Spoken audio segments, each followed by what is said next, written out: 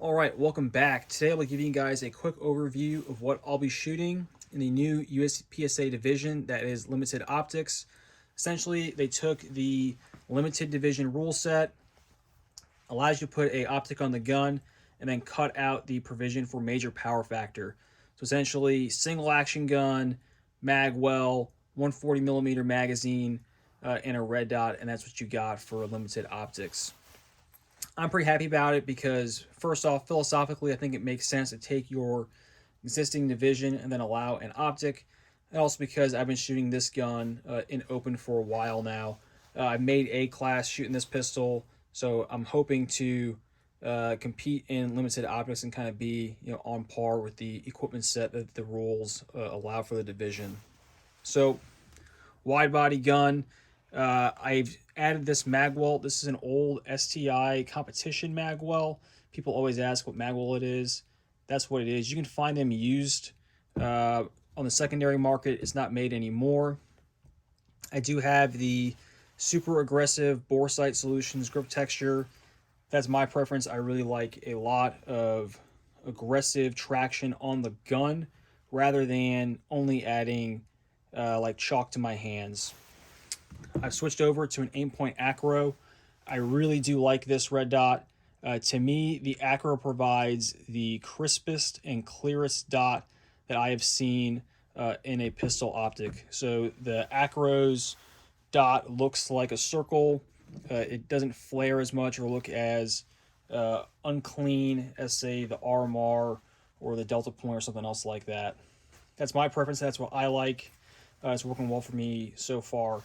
I had an Acro on a Glock for a long time, so I'm just very familiar with it. And I think that the new P2 kind of takes away all of the complaints.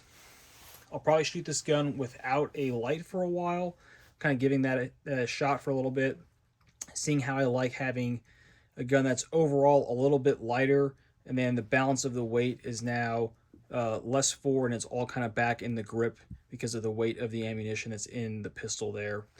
Speaking of ammunition, I'll be using these MBX mags.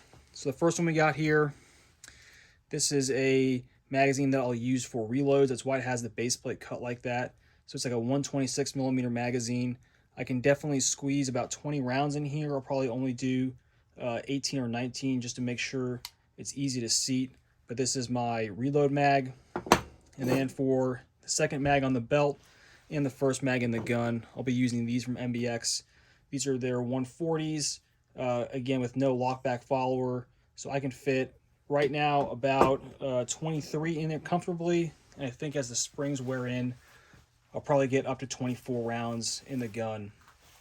So a standard USPSA stage, the max round count is 32. So you think you got 23 or 24 in the gun to start out with. You're really only planning for one reload. So really that second magazine on the belt is just for some kind of like catastrophic thing. I'll still be using, for the time being, these pouches from Mean Gene Leather. They're kind of like a universal fit. The metal spring here is what keeps tension on it. I like them. I've used them for a while.